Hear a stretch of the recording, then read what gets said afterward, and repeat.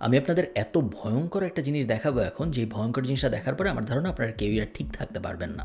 আমার স্ক্রিনে যদি আমরা যাই, আপনারা দেখতে পাচ্ছেন যে আমি একটা বইয়ের একটা চ্যাপ্টার খুলে রাখছি এবং এই চ্যাপ্টারটার নাম আত্মপরিচয় ও মানবিক আচরণ। খুবই সুন্দর নাম। এবং এই চ্যাপ্টারের প্রথমে যে লেখা, আমি পুরো প্যারাগ্রাফ আপনাদের জন্য পড়তেছি না, এখানে লেখা যায় আমার নাম আছে, আমার পরিবার আছে, আমার এলাকা আছে, সমাজ আছে, তারপরে একটা অনুশীলন দেওয়া, একটা কাজ করতে বলা হয়েছে যে এই বইটা পড়তেছে তাকে, যেটা হলো প্রথমে আমার নাম লিখবো, তারপরে আমার বয়স লিখবো, লিঙ্গ লিখবো, পূর্বপুরুষের নাম লিখবো, পরিবার লিখবো, আবাসস্থল লিখবো, দেশ লিখবো, ভাষা লিখবো, খাবার লিখবো, গান লিখবো, পছন্দের খেলা লিখবো, এরপরে আমার করতে যা ভালো লাগে ওইটা লিখবো। এরপরে আমার একটা সহপাঠীর সঙ্গে নিজের এবং তার আত্মপরিচয় নিয়ে আলোচনা করব। আপনারা বুঝবেন আমি এখন এই ব্যাপারগুলো নিয়ে কথা বলতেছি। আমি এবং আমার বন্ধুর আত্মপরিচয়ের মিলগুলা বাম পাশে লিখবো এবং আমি এবং আমার বন্ধুর আত্মপরিচয়ের অমিলগুলা ওই পাশে লিখবো, যে আমার ইলিশ মাছ পছন্দ, ওর রুই মাছ পছন্দ, সো ইলিশ মাছ হবে এই পাশে, রুই মাছ হবে ওই পাশে, যে দুইটা আলাদা। এরপরে আমরা 5-6 জন করে একটা নতুন দল গঠন করব। এই দলের মধ্যে আমাদের আত্মপরিচয় নিয়ে আলাপ করব, কার কি পছন্দ, কার ভৌগোলিক অবস্থান কি, কার সামাজিক ইত্যাদি ইত্যাদি। এটুক ঠিক আছে। এবং তারপরে হঠাৎ করে আমরা দেখলাম যে আমরা আরব বেদুইনের জীবনীতে চলে গেলাম, যে আরব বেদুইনদের জীবন কীরকম এটা এখন আমার জানতে হবে। আরব বেদুইনরা মরুভূমির বিভিন্ন স্থানে ঘুরে বেড়ায়, এই জন্য মরুভূমির সব দুর্গম পথ তাদের জানা, ইত্যাদি ইত্যাদি জানলাম। এবং তারপরে আমার অনুশীলনটা কি? আমার অনুশীলনটা হলো আরব বেদুইনদের আচরণিক বৈশিষ্ট্য নির্ণয় করতে হবে। এখন আমার আরব বেদুইনরা সময় কি খাইতো, আরব বেদুইনরা কি পড়তো না পড়তো, এগুলা নিয়ে এখন আমার এখানে একটা ছোট করে লিখতে হবে। লিখলাম। তারপরে চলে আসলো বঙ্গবন্ধু একটি স্বাধীন বাংলাদেশের রূপকার। এটা রাজনৈতিক ভিডিও না, সো আমি বঙ্গবন্ধু স্বাধীন বাংলাদেশ রূপকার পার হয়ে চলে গেলাম, এরপরে রূপান্তরের কথা পার হয়ে চলে গেলাম, এরপর সাহিত্য সাংস্কৃতিক সম্মেলনের কথাবার্তা আসলো। এবং তারপরে আমি যখন একটু নিচে যাব, এখন আমাকে বলা হয়েছে যে বিভিন্ন মানুষের কাছে যায় তাদের ইন্টারভিউ নিতে এবং তাদের ইন্টারভিউয়ে এই কথাগুলো জিজ্ঞেস করতে। আপনার জন্মস্থান কোথায়, আপনার পূর্বপুরুষ কোথায় থাকেন, আপনার পরিবার কোন ভাষায় কথা বলে, আপনি পরিবারে কোন ভাষায় কথা বলেন, আপনার পরিবারের প্রধান খাবার কি। এবং প্যানেল আলোচনার আয়োজন করব আমি, আমার বন্ধু, আমার সহপাঠীরা মিলে। এবং এইখানে আমরা কথাবার্তা বলবো যে আমি যেই মানুষের ইন্টারভিউ নিয়েছিলাম তার পরিবারের প্রধান খাবার কি, আমার বন্ধু যার ইন্টারভিউ নিয়েছে তার পরিবারের প্রধান খাবার কি, ইত্যাদি ইত্যাদি। এবং তারপরে আমরা আবার চলে যাচ্ছি বাংলাদেশ এবং বঙ্গবন্ধুতে। এগেইন 5-6 জনের একটা দল গঠন করব আমরা, এবং দলে বসে বঙ্গবন্ধু শেখ মুজিবুর রহমানের দেশপ্রেম এবং আত্মত্যাগ নিয়ে আলোচনা করব এবং একটা প্রবন্ধ, কবিতা, ছবি, দেয়ালিকা তৈরি করব। আপনাদের জন্য একটা কুইজ। বলেন তো, আমি এতক্ষণ কোন ক্লাসের বই পড়তেছিলাম, যেখানে বলা হচ্ছে যে তোমরা একটা গ্রুপ করে বসো, তোমরা সবাই মিলে একটা প্রেজেন্টেশন বানাও, তোমরা যাও তোমার পরিবারের কারো ইন্টারভিউ নিয়ে জেনে আসো তার কী খাবার পছন্দ, সে কোন ভাষায় কথা বলে, ইত্যাদি ইত্যাদি। আপনারা হয়তো ভাবতেছেন ক্লাস 2 বা ক্লাস 3 হবে। এটা ক্লাস 9 এবং 10-এর সমাজবিজ্ঞান বই থেকে আমি পড়তেছিলাম এতক্ষণ। ক্লাস 9 এবং 10 বাচ্চা কাচ্চার না, ক্লাস 2-3-র না, ক্লাস 1-2-র না, ক্লাস 9 এবং 10-এর। এবং আপনারা যারা অনেক দিন আগে পাস করেছেন আমার মতো, তারা একটু কষ্ট করে যদি হাতে সময় থাকে এনসিটিভির ওয়েবসাইটে যে আমাদের বোর্ডের বইগুলো একটু নামায় পড়েন। আপনারা অবাক হয়ে যাবেন আপনাদের সময়ের ভার্সেস এই সময়ের ডিফারেন্সটা দেখলে। আমি কিন্তু রাজনৈতিক আলাপ করতেছি না, রাজনৈতিক আলাপ আসলে করা যায়, কিন্তু আমি রাজনৈতিক আলাপ করতেছি না। আমি এটাও বলতেছি না যে এই বইয়ের মধ্যে এত কেন বঙ্গবন্ধু শেখ মুজিবুর রহমানের কথা, ওই অ্যাঙ্গেলে আমি যাচ্ছি না। আমার অ্যাঙ্গেলটা হইল এই ক্লাস 9 এবং 10-এর একটা মানুষের বইয়ের ভিতরে কেন এই কথা বলা থাকবে যে যাও তুমি আরব বেদুইনদের ব্যাপারে একটু জানেন না জুনে এখানে এই বক্সটার মধ্যে লেখো, তুমি তোমার দাদি ইলিশ মাছ পছন্দ করে নাকি রুই মাছ পছন্দ করে সেটা জেনে। এটা ক্লাস 9-10-এর বাচ্চার করার কথা না। ক্লাস 9-10-এর বাচ্চা অলরেডি এডুকেশন ল্যাডারের অনেক উপরে চলে গেছে, যেই কারণে তাকে আরও অনেক কমপ্লিকেটেড প্রবলেম নিয়ে ডিল করানোর কথা আমাদের। সেটা না করে তাকে আমরা বাচ্চাদের মতো ট্রিট করতেছি। দেখেন, বাংলাদেশের এডুকেশন সিস্টেম আহামরি ছিল এটা কখনোই কেউ বলবে না, কোনো সময়ই আসলে আহামরি ছিল না। আমি যখন পাস করছি 2010 এসএসসি, তখনও বাংলাদেশের এডুকেশন সিস্টেম আহামরি কিছু ছিল না। এই যে আহামরি ছিল না, এটা আসলে কাগজ কলমে প্রমাণ করা যায়। আপনি যদি ফরচুন 500-এর দিকে তাকান, মাইক্রোসফটের সিইও, আইবিএমের সিইও, হ্যানের সিইও, ত্যানের সিইও সব ইন্ডিয়ান আপনি বাদও দেন, আপনি ইভেন ছোট ছোট দেশ যেমন সাউথ কোরিয়া ফর এক্সাম্পল বা জাপান ফর এক্সাম্পল, এরা যে পরিমাণ বড় বড় কোম্পানি দাঁড় করাইছে, এরা যে পরিমাণ সি-সুইট এক্সিকিউটিভ দাঁড় করাইছে, বাংলাদেশ কিন্তু পারে নাই। এবং এটা গত 15 বছরের 20 বছরের সমস্যা না, বাংলাদেশের ইতিহাসের কখনোই আসলে এই জিনিস করতে পারে নাই। It is true. বাট গত 20 বছরে এডুকেশন সিস্টেমের যে পরিমাণ ক্ষতি হয়েছে, সেই পরিমাণ ক্ষতি আমার মনে হয় না বাংলাদেশের অন্য কোনো সেক্টরের হয়েছে। কারণ এডুকেশন এমন একটা সেক্টর, যে সেক্টরের যখন একবার ক্ষতি হয় তখন এমন না যে আপনি একটু দুর্নীতি থামাইলেন ঠিক হয়ে গেল, বা আপনি কয়েকটা জিনিস কয়েকজনকে আদালতে নিলেন বা কয়েকজনের বিরুদ্ধে মামলা দিলেন ঠিক হয়ে গেল। জেনারেশনাল ইম্প্যাক্ট পড়ে। একটা মানুষকে যখন আপনি বাজে শিক্ষা দিয়ে তার স্কুল জীবন শেষ করান, তার কলেজ জীবন শেষ করান, তার ইউনিভার্সিটি জীবন শেষ করান, তার মানে সেই মানুষটা তার যে সন্তান জন্ম দেয় তাকে বাজে শিখায়, সেই সন্তানটা তারপরে তার যে সন্তান, সো থার্ড জেনারেশন যে, সেও বাজে শিক্ষা পায়। সো 3 জেনারেশনের ক্ষতি হয় এক জেনারেশনের বাজে এডুকেশনাল লেসেন্সের কারণে। এবং এই বাজে জেনারেশন আমরা অলরেডি 10 থেকে 15টা ক্রিয়েট করে ফেলছি, যার মানে হলো 3 পুরুষ ধরে আমাদের এই সাফার করতে হবে। আমি একটা ছোট গল্প বলি, গল্প আমি আগেও কোথাও বলেছি, বাট এই ইউটিউব চ্যানেলে হয়তো গোছায় বলি নাই। আমি যখন ইউনিভার্সিটি অফ ডাবলিনের ট্রিনিটি কলেজ থেকে আমার মাস্টার্স শেষ করি ডিজিটাল মার্কেটিংয়ে, আমি আমার সব ক্লাসমেটদের আমরা যখন থিসিস লিখতেছি, থিসিস লেখার সময় সবার ইন্টারভিউ কল আসা শুরু হয়। সো আমাকে ফেসবুক থেকে আমার মনে আছে কল করে, তখন তো আমি মাত্র আয়ারল্যান্ডে আসছি, 1 বছর হয়েছে আমি আয়ারল্যান্ডে আসছি, এবং ফেসবুক থেকে একজন কল দিছে ইন্টারভিউয়ের জন্য। এটা একটা বিশাল ব্যাপার, যদিও রোলটা ভালো ছিল না, রোলটা ছিল একটা সেলস জবের, এবং শেষ পর্যন্ত আমি পাইও নাই। বিশাল ব্যাপার। তো আমার মনে আছে যে থিসিস যখন শেষ হচ্ছে আমাদের লেখা, আমার বন্ধুদের চাকরি হয়ে যাওয়া শুরু হয়। আমার কিছু বন্ধু লিঙ্কডিনে জয়েন করে, আমার কিছু বন্ধু ফেসবুকে জয়েন করে, আমার কিছু বন্ধু তখনও গুগলে জয়েন করে, এখনও গুগলে তারা চাকরি করতেছে। আমার একটা বন্ধু আছে যে প্রথমে লিঙ্কডিনে জয়েন করে ডাবলিন অফিসে, এরপরে থিসিসের রেজাল্ট আসার আগেই ও স্যান ফ্রান্সিসকো অফিসে চলে যায় লিঙ্কডিনের। ওকে এখান থেকে তখনও কিন্তু আমাদের থিসিসের রেজাল্ট আসে নাই, সো আমরা অফিসিয়ালি আসলে পাস করি নাই তখনও।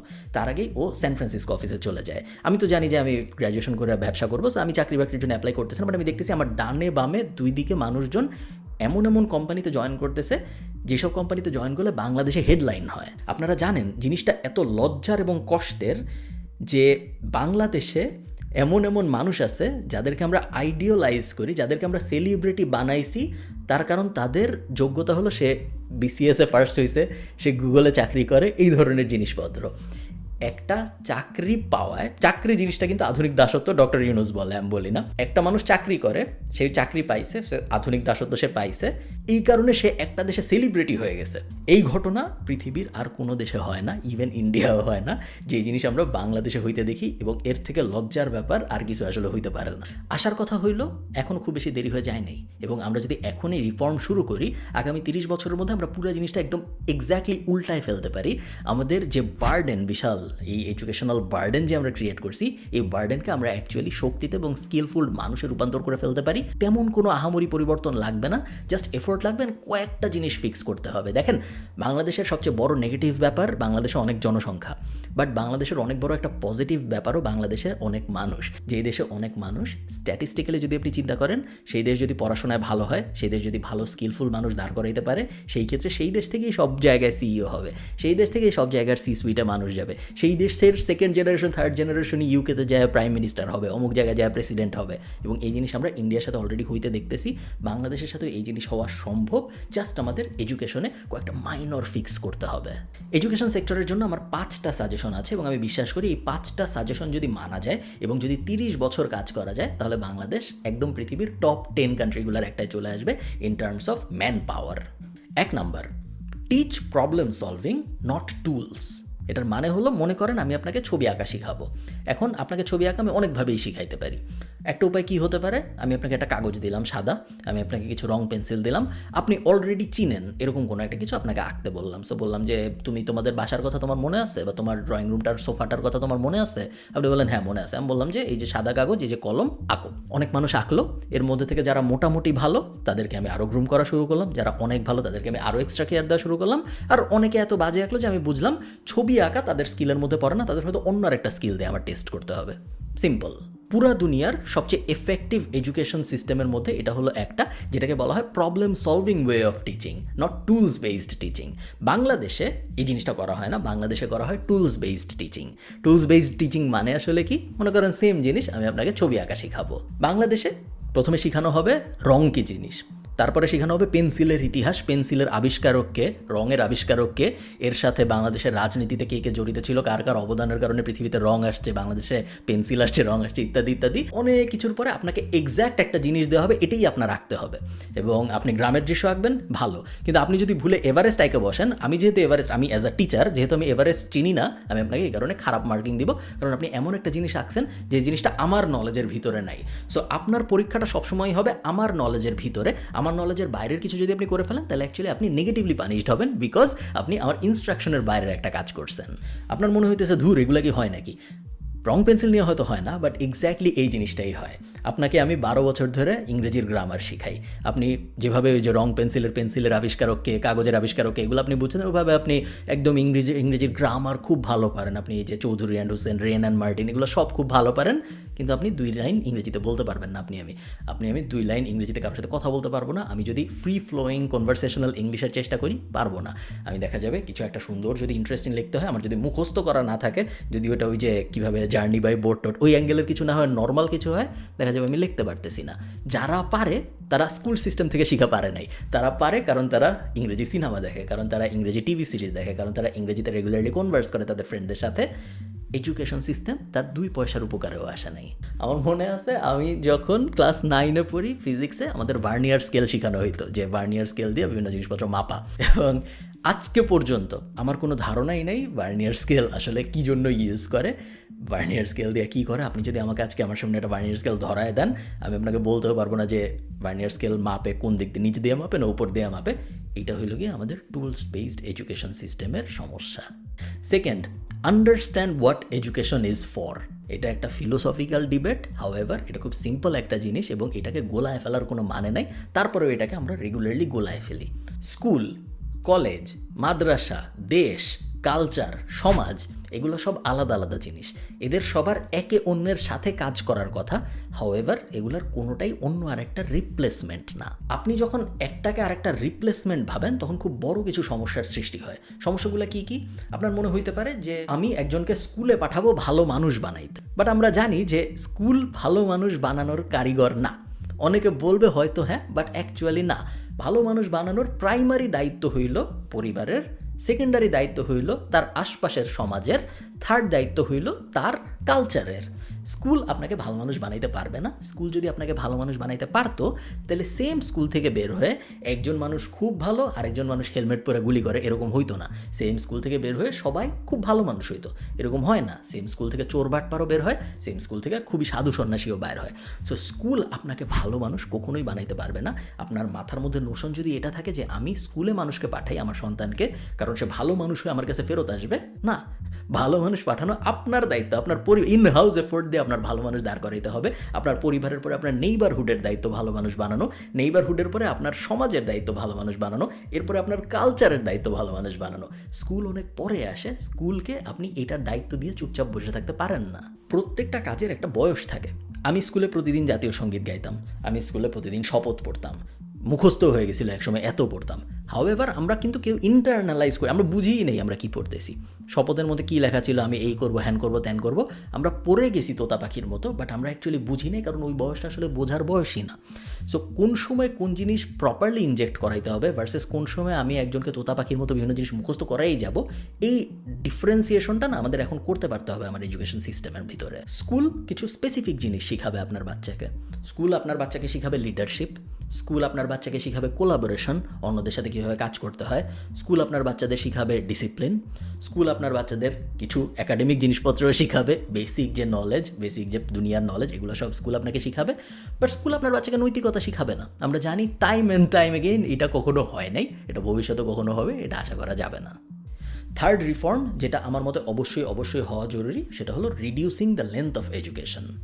আমরা সবাই জানি মানুষের অ্যাকচুয়াল শিক্ষা শুরু হয় তার কর্মক্ষেত্রে প্রবেশের পরে, অন দ্য জব, ওজেটি, যে অন দ্য জব ট্রেনিং হাবিজাবি বলে যেগুলো, ওগুলা। আমরা স্কুলে যা শিখে আসছি খুবই ভালো, আমাদের বেসিক নলেজ হয়েছে খুবই ভালো, বাট অ্যাকচুয়ালি আমরা যখন কাজকর্ম শুরু না করতেছি, অ্যাকচুয়ালি আমাদের যখন রিস্ক রেওয়ার্ড রেশিও না আসতেছে, ততদিন পর্যন্ত মানুষ কিছু শিখে না। এটা সত্যি কথা। আপনি, আমি, আমরা সবাই আমাদের 99% যা যা শিখছি সব কাজ করতে করতে শিখছি, মুখস্থ করে এসে অ্যাপ্লাই করছি এরকম না। আপনি আপনার স্কুলে যা যা মুখস্থ করছিলেন তার অনেক কিছু আপনার কোনো দিনও কাজে লাগেনি, কোনো দিনও হয়তো কাজে লাগবেও না। হাউএভার আপনি আপনার চাকরিতে প্রথম দিন থেকেই যা যা শিখছিলেন, বা আপনি আপনার ব্যবসায় প্রথম দিন থেকেই যা যা শিখছিলেন, তাই কিন্তু আপনার তার পরের দিন থেকেই কাজে লাগা শুরু হয়েছে, এবং চান্স আছে সারা জীবন আপনার এগুলো কাজে লাগবে। তাহলে আপনি ব্যাপারটা চিন্তা করেন, আমরা যদি প্লে নার্সারি যুক্ত করি, তাহলে 12 বছর এক যুগ আমরা স্কুলে পড়ি, তারপর 2 বছর আমরা কলেজে পড়ি, এরপর 4 বছর আমরা ব্যাচেলর, এরপরে 1 বছর বা 2 বছর আমরা মাস্টার্স করি, তারপরে আবার অনেকে আছে MBA করে আরও 1 বছর, প্রায় 20 বছর ধরে, এবং প্রাইম 20 বছর। এটা কিন্তু আপনার 60 বছর থেকে 80 বছরের সময়ের কথা আমি বলতেছি না, আপনার বয়স যখন 15-16 তখন থেকে, বা আপনার বয়স যখন 10 তখন থেকে 30, একদম প্রাইম একটা টাইম আপনার জীবনের। এই প্রাইম 20 বছর আপনি র্যান্ডম জিনিসপত্র শেখার পিছনে কাটায় দিচ্ছেন। এটার কি কোনো মানে হইতে পারে? দুইটা জিনিস করতে হবে আমাদের। এক, আমাদের স্কুল ছোট করতে হবে, 8 বছরের ভিতরে নিয়ে আসতে হবে জিনিসটা। পুরো জিনিসটাকে 12 বছর টানার কোনো মানে নেই। প্লে, নার্সারি, কেজি 1, তারপরে 1, এই ঢঙের আসলে কোনো মানে নেই। এর জন্য যদি সিলেবাস ছোট করা লাগে খুবই ভালো, এর জন্য যদি ক্লাস কমাইতে লাগে খুবই ভালো। ক্লাস 7-এর পরে যায় ব্যাচেলর শুরু হবে, ক্লাস 8-এর পরে যায় ব্যাচেলর শুরু হবে, কোনো সমস্যা নেই। বাট এটা আমাদের কমায় আনতেই হবে। আমরা আমাদের তরুণ সমাজের মূল্যবান জীবনের বছর নষ্ট করতেছি র্যান্ডম জিনিসপত্র পড়ায়। এটা হইতে পারে না। স্কুল শেষ হবে, সবাই ডিরেক্টলি চলে যাবে হয় ভোকেশনালে, বা যারা স্টেম এডুকেশনে আগ্রহী তারা চলে যাবে ব্যাচেলারে। আমি আপনাদের একটা গল্প বলি। আমার সাথে আমাদের এজেন্সিতে কাজ করতো একটা ছেলে, নাম বললে আসলে সমস্যা হইতো না, আইরিশ ছেলে, বাট নাম বললাম না, নাম অত রেলেভেন্ট না। তো আমাদের সেলসে কাজ করে, আমি নিজে ওকে হায়ার করছি। খুব ভালো ছেলে, খুব ভালো সেলসে কাজ করে, জিম নিয়ে খুব সিরিয়াস, প্রতিদিন সকালবেলা জিমে যায়, জিমের থেকে অফিসে আসে। মোটামুটি সবাই আমরা ওকে পছন্দ করি, ভালোও করতেছে, বেশ ইনকামও হচ্ছে। হঠাৎ ওই ছেলে আমাকে একদিন বলতেছে যে খালিদ, তোমার সাথে আমি একটু কথা বলবো, একটা মিটিং দরকার। তো আমি ওকে নিয়ে 3 তলায়, তখন আমাদের কোভিডের আগের কথা এটা, তো 3 তলায় আমাদের অফিস ছিল, আমি ওকে নিয়ে দোতলায় গেছি। আমি সাধারণ মিটিং দোতলায় করতাম। গিয়ে বলতেছে যে আমি চাকরি ছেড়ে দিব। আমার তো তখন আমি আয়ারল্যান্ডে আসছি 2-3-4 বছর হয়তো হয়েছে। তো আমার মাথায় আসছে যে ছেড়ে দিচ্ছে, মনে হয় অন্য কোনো এজেন্সিতে যাবে বা অন্য আরও ভালো কোনো অপরচুনিটি পাইছে, এই জন্য যাবে। তো ছেড়ে দিচ্ছ, ওকে ঠিক আছে ছেড়ে দিও, কোথায় যাচ্ছ? আমি ইলেকট্রিশিয়ান হব। চিন্তা করেন, ও সেলস টিমে কাজ করে একটা ডিজিটাল মার্কেটিং এজেন্সিতে। ও ঠিক করছে ও ইলেকট্রিশিয়ান হবে এখন। তারপরে ও আসলেই ছেড়ে দিল। ও তারপরে ইলেকট্রিশিয়ান স্কুলে ভর্তি হইল, পড়াশোনা করলো 2 বছর, ভোকেশনাল ডিগ্রি নিল, ডিগ্রি নিয়ে এরপরেও ইলেকট্রিশিয়ান হয়ে গেল। এই কারণে ওর সমাজে ওর রেসপেক্ট কমে নাই, ওর রেসপেক্ট বাড়ছে, ওর ইনকামও বাড়ছে। আমার গাধার সাইকোলজি যেটা বাংলাদেশি, আমার মাথার মধ্যে আমার মনে হয়েছে ডিজিটাল মার্কেটিংয়ের থেকে তো ইলেকট্রিশিয়ান খুবই বাজে একটা রোল। সো ও কেমন বোকার মতো একটা কাজ করতেছে। আমি যেহেতু বাংলাদেশি, সো আমি জিনিসটা ধরতেই পারি নাই যে ইলেকট্রিশিয়ান আসলে ডিজিটাল মার্কেটিংয়ের থেকে আরও অনেক বেশি ইম্পর্ট্যান্ট একটা জিনিস। ও এতদিন পর্যন্ত আরেকজনের চাকরি করতো, এখনও নিজে ইলেকট্রিশিয়ান হয়ে নিজের কোম্পানি সেট আপ করতেছে, খুব ভালো আছে ছেলেটা। এই কাহিনী আমি আপনাদের এই জন্য বললাম, সেটা হলো আননেসেসারি এডুকেশন কীভাবে ক্ষতি করে মানুষের। আপনি 8 বছর একজনকে স্কুলে পড়ান, 8 বছর স্কুলে পড়ানোর পরে তাকে ডিসাইড করতে দেন যে সে স্টেম এডুকেশনের দিকে যাবে। সে ডাক্তার হইতে চাইলে সে মেডিকেল কলেজে ভর্তি হয়ে যাক, ইঞ্জিনিয়ার হতে চাইলে ইঞ্জিনিয়ারিং কলেজে ভর্তি হয়ে যাক, ভোকেশনাল ডিগ্রি নিতে চাইলে ওইরকম কোনো একটা ইলেকট্রিশিয়ান স্কুল টুলে ভর্তি হয়ে যাক। তার জীবন সে ফিগার আউট করা শুরু করুক। এরপরেই যাতে করে তার যদি ভুল হয়ও, তার হাতে এনাফ 4 বছর থাকে ওই ভুল রেকটিফাই করার, ওই ভুল ঠিক করার। আপনি তাকে 20 বছর পড়ায়, 25 বছর পড়ায় যখন ছেড়ে দিচ্ছেন কর্মক্ষেত্রে, তার বয়স হয়ে যাচ্ছে, তার উপর রেসপন্সিবিলিটি চলে আসতেছে, তার বাবা মার বয়স হয়ে যাচ্ছে, তাদের অনেকে বিয়ে করে ফেলছে, তাদের বাচ্চা কাচ্চা হয়ে যাচ্ছে, এত রেসপন্সিবিলিটি তার মধ্যে চলে আসতেছে যে ওই যে আমি যে ছেলেটার এক্সাম্পল নিলাম, ও যেরকম হঠাৎ করে ঠিক করলো যে আমি এখন ইলেকট্রিশিয়ান হয়ে যাব, এই ডিসিশন সে নিতে পারবে না বাংলাদেশের একটা মানুষ, কারণ তার উপর অলরেডি পাহাড়ের মতো বোঝা চেপে বসছে। সে এই জিনিসের থেকে বের হওয়ার একমাত্র উপায় হলো এডুকেশনের লেন্থ কমানো। সেকেন্ড যে জিনিস, সেটা হলো ইম্পর্ট্যান্ট জিনিস পড়ানো বাড়াইতে হবে। আমি এই যে ভিডিও শুরুতে যে এক্সাম্পলটা আপনাদের দিলাম, এই ধরনের আজাইরা জিনিস পড়ানোর কোনো মানে নেই। এই ধরনের আজাইরা জিনিস পড়ানোর বদলে আমাদের পড়াইতে হবে ট্যাক্সেশন বাদ দেন, অ্যাকাউন্টিং, বেসিক পার্সোনাল ফাইন্যান্স, কোন জায়গায় টাকা ইনফ্লেশন কী জিনিস, টাকা বাড়ে না কমে, অ্যাকচুয়াল কাজে আসে, এইরকম জিনিসপত্র আমাদের এডুকেশন সিস্টেমে খুব কমই শেখানো হয়, যেটা খুবই খারাপ একটা ব্যাপার। এরকম অ্যাকচুয়াল কাজে আসা জিনিসপত্র আমাদের শেখানো বাড়াইতে হবে। P&L স্টেটমেন্ট কীভাবে বানাইতে হয় এটা সবার জানতে হবে। বেসিক আন্ডারস্ট্যান্ডিং অফ বিজনেস আমাদের সবার জানতে হবে। ইন্টারেস্টের পজিটিভস কি, ডাউনসাইডস কি সবার জানতে হবে। ইনফ্লেশনের পজিটিভস কি, ডাউনসাইডস কি, টাকা ব্যাপারটা কীভাবে কাজ, এগুলো বেসিক নলেজ। আমি লিস্টার কত বড় করবো, মূল কথা হলো আমাদের বেসিক নলেজ এডুকেশনের ভিতরে বাড়াইতে হবে, আজাইরে জিনিসপত্র এডুকেশনের ভিতরে কমাইতে হবে। ফোর্থ, স্কুল সিস্টেমের ভিতরে এন্টারপ্রেনারশিপ ইনক্লুড করতে হবে, ইটস আ মাস্ট। কারণ আপনি যদি স্কুল সিস্টেমের ভিতরে এন্টারপ্রেনারশিপ ইনক্লুড না করেন, বাংলাদেশ এমনিতেই এন্টারপ্রেনারশিপ লাভিং দেশ না, আমরা ব্যবসায়ীদের ভালোবাসা দেশ না, এবং এটার অনেক যৌক্তিক কারণও আছে। আমরা ছোটোবেলা থেকে দেখে আসছি যে একজন ব্যবসায়ী বেশিরভাগ সময় একজন খারাপ মানুষ হয়েছে। এমনিতেই বাংলাদেশে বড় লোকদের খারাপ মানুষ ধরা হয়, কারণ ধরে নেওয়া হয় বড় লোকরা বেশিরভাগই অনৈতিক উপায়ে বড় লোক হয়েছে। সো বড় লোকদের উপরে একটা স্টিগমা আছে আমাদের। একই সাথে আমরা ব্যবসায়ীদেরকেও খারাপ মানুষ ধরি, কারণ ব্যবসায়ীদের উপরেও আমাদের একটা স্টিগমা আছে, এবং এই কারণে আপনারা দেখবেন কোম্পানির মালিকের অনেক সমস্যা হয় বিয়ে করতে, কোম্পানির মালিকের অনেক সমস্যা হয় ব্যাঙ্ক অ্যাকাউন্ট খুলতে। ওই সেম কোম্পানির যে চাকরি করে, যে প্রত্যেক মাসে বেতন পায় তারা তো সমস্যা হয় না কোনো কিছু করতে, কারণ তার চাকরি আছে। বাট যে ব্যবসা করে সে অনেক রিস্কের মধ্যে থাকে। সমস্যাটা কি হয় এতে সমস্যা যেটা হয়, জেনারেশনের পর জেনারেশন ব্যবসায় নিরুৎসাহিত হয়ে যায়। এটা হয়ে গেছে অলরেডি। গত 30 বছরে আপনি যে কোনো র্যান্ডম স্কুলের যে কোনো একটা বাচ্চার এইম ইন লাইফ উঠায় দেখেন, আপনি দেখবেন doctor engineer pilot, doctor engineer, কিছু কিছু ক্রিকেটারও হয়তো আপনি পাবেন, ব্যবসায়ী পাবেন না। সো মানুষের সাইকোলজিক্যালি এটা ভিতরে চলে আসছে যে ব্যবসা করা যাবে না আর যাই করি। ক্ষতিটা কি হইলো? ব্যবসা যদি না থাকে এমপ্লয়মেন্ট কোত্থেকে? জেফ বেজোস বা একজন ইলন মাস্ক লাখ লাখ মানুষকে চাকরি দেয়, লাখে চাকরি দেয়। অ্যামাজনে কাজ করে 4 লাখ বা 5 লাখ, মাইক্রোসফটে কাজ করে হয়তো 15 লাখ, ম্যাসিভ নাম্বার অফ পিপলকে চাকরি দেয়। এবং এই একটা মানুষের একটা কোম্পানি 20টা 30টা 40টা 50টা গার্মেন্টস ফ্যাক্টরির সমান। সো আপনি যখন ব্যবসায়ী হওয়াকে নেগেটিভলি দেখাবেন, তখন লং টার্মে আপনার দেশের ইকোনমি সাফার করবে। আপনার দেশ অন্য একটা দেশের উপর ডিপেন্ডেন্ট হয়ে যাবে, কারণ আমরা নিজেরা কিছু বানাই না, আমরা নিজেরা কিছু করি না। খারাপ কিছু মানুষ ব্যবসা বাণিজ্য করে, নর্মাল মানুষের ব্যবসায় কোনো আগ্রহ নাই। এই জিনিস সলভ করবো কীভাবে? আমাদের এন্টারপ্রেনারশিপ স্কুল লেভেল থেকেই মানুষকে পড়াইতে হবে। এবং ট্রু এন্টারপ্রেনারশিপ মানে কিন্তু এটা না যে এখন তুমি বিল গেটসের জীবনী মুখস্থ করে পরীক্ষা দাও। অ্যাকচুয়াল বিজনেস দাঁড় করানো শেখানো, অ্যাকচুয়াল বিজনেস কী কী দাঁড়াচ্ছে এগুলো ইন্টারেস্টিং ওয়েতে প্রেজেন্ট করা, ওই ব্যাপারগুলো আমাদের করতে হবে বাচ্চাদের জন্য, যাতে তার মনে হয় হ্যাঁ বড় হয় আমি একটা বড় কোম্পানি দাঁড় করাবো, বড় হয় আমার কোম্পানিতে 30 জন কাজ করবে, 50 জন কাজ করবে, আমি এশিয়ার সবচেয়ে বড় এই কোম্পানি দাঁড় করাবো, এখন থেকে আমি কাজ করা শুরু করি। ওই জিনিস তখনই সম্ভব যখন আপনি স্কুল লেভেল থেকে এন্টারপ্রেনারশিপ ইনক্লুড করবেন। লাস্ট, আউটডোর অ্যাক্টিভিটি বাড়ানো। আরবান জনসংখ্যার সবচেয়ে বড় সমস্যাগুলোর একটা হইল গিয়ে আমাদের আউটডোর অ্যাক্টিভিটি খুব কম। এরকম অনেক বাচ্চা আছে যে জীবনে কখনো আলু কীভাবে মাটির নিচে হয় দেখে নেই। এরকম অনেক বাচ্চা আছে যাকে মরিচ ফুল দেখাইলে সে বুঝতে পারবে না যে এটা আসলে মরিচ ফুল নাকি এটা সূর্যমুখী, তার কোনো ধারণাই নেই। I am all for digital life. আমার থেকে বেশি কেউ ডিজিটাল লাইফ পছন্দ করে এরকম না। But at the same time আপনি যখন স্কুলের একটা বাচ্চাকে পড়াচ্ছেন, স্কুলের একটা বাচ্চার কারিকুলাম আপনি সাজাচ্ছেন, তখন আপনার এটা এনশিওর করতে হবে তার যেন আউটডোর প্রেজেন্স এনাফ থাকে। তাকে ফার্মিংয়ে নিয়ে যাওয়া, farming should be an outdoor activity. তাকে কৃষিকাজের সিলেবাস না দিয়ে, বইয়ের ভিতরে কৃষিকাজ বা গার্হস্থ্য অর্থনীতি না পড়ায় তাকে আপনি গ্রামে নিয়ে যান। তাকে আপনি গ্রামে একটা ফ্যামিলি কীভাবে ছাগল পালন করে দেখান। তাকে আপনি গরুর দুধ দোয়ানোতে ইউজ করেন, তাকে দিয়ে গরুর দুধ দোয়ান একবার। শুনে মনে হইতেছে দূর এগুলো কি হইতে পারে নাকি, বাট এগুলো সম্ভব।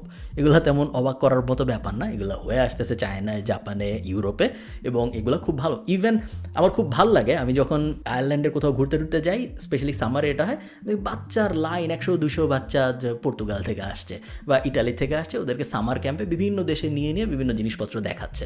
আমার দেখতে খুব ভালো লাগে। এবং এই জিনিস বাংলাদেশে খুব সহজ, খুব আহামরি কোনো টাকাও লাগে না এই জিনিস করতে। তো এটা না করার কোনো মানে নেই। এবং একটা বাচ্চাকে পিথাগোরাসের উপপাদ্য মুখস্থ করানো যতটা ইম্পর্ট্যান্ট, তার থেকে হাজার হাজার হাজার হাজার কোটি কোটি গুণ ইম্পর্ট্যান্ট হইল ওই বাচ্চাটাকে দেখানো আলু কীভাবে মাটির নিচ থেকে উঠায়, ধান কীভাবে চাষ হয়, মরিচ কীভাবে গাছে ধরে। এইটা লাস্ট ভিডিও অনেক বড় হয়ে গেছে, শেষ। এটা র্যান্ট টাইপ ভিডিও হয়ে গেছে, এই জন্য দুঃখিত। Understand the reason of schooling. এটা যদি আমরা না বুঝি তাহলে কোনো কিছুরই আসলে কোনো মানে নাই। স্কুলের উদ্দেশ্য বাচ্চা কাচ্চাদের বিভিন্ন জিনিসপত্রে শেখানো, বিভিন্ন জিনিসপত্র ইন্ট্রোডিউস করা তাদের মনোজগতের ভিতরে, এবং তারা কোন বিষয়ে আগ্রহী এইটা তাদেরকে খুঁজে বের করতে হেল্প করা। স্কুলের উদ্দেশ্য এইটা না তাকে একটা সার্টিফিকেট দেওয়া যেন সে একটা চাকরি পায়। নীল ডিগ্রাস টাইসনের খুব সুন্দর একটা কথা আছে যে স্কুল যেদিন শেষ হয় ওই দিন মানুষের সবচেয়ে কষ্টের দিন হওয়া উচিত, কারণ সে এখন আর কিছু শিখতে পারবে না এত সহজে। এতদিন পর্যন্ত সে কত বিষয় শিখতে পারতো, বাট এখন সে আর কিছু শিখতে পারবে না কারণ তার স্কুল শেষ হয়ে গেছে। কিন্তু অ্যাকচুয়ালি দেখা যায় মানুষ খুশি হয় কারণ সে এখন একটা সার্টিফিকেট পাইছে, এই সার্টিফিকেট দিয়ে সে এখন চাকরি পাবে, যেটা হওয়ার কথা ছিল না। স্কুল সিস্টেমের উদ্দেশ্য হওয়ার কথা ছিল মানুষকে বিভিন্ন দুনিয়ার ব্যাপারে সাথে ইন্ট্রোডিউস করানো, যাতে করে সে নিজে বুঝতে পারে তার আসলে কি করতে ভালো লাগে। এন্ড পয়েন্ট ওটাই। আমাদের এডুকেশন সিস্টেমকে এমনভাবে রিফর্ম করতে হবে যেন আমরা বাচ্চাদেরকে খুব কম সময়ের মধ্যে বোঝাইতে হেল্প করতে পারি যে বাবা তোমার কি ভাল লাগে তুমি দেখো, আমি তোমাকে সব কিছুরই টাচ দিলাম, যেটা তোমার ভালো লাগে তুমি তাড়াতাড়ি যায় ওইটা নিয়ে তোমার জীবন গোছানো শুরু করো, টাটা তোমাকে। বাট তা না করে আমরা তাকে 20-25 বছর ধরে আটকায় রেখে র্যান্ডম জিনিসপত্র শেখাচ্ছি, এরকম হইতে দেওয়া যায় না। আমি আশা করব এরকম হবে না। আপনারা যারা এই বিষয়ে দায়িত্বে আছেন তারা একটু হলেও এই বিষয়ে কাজকর্ম করবেন। ধন্যবাদ।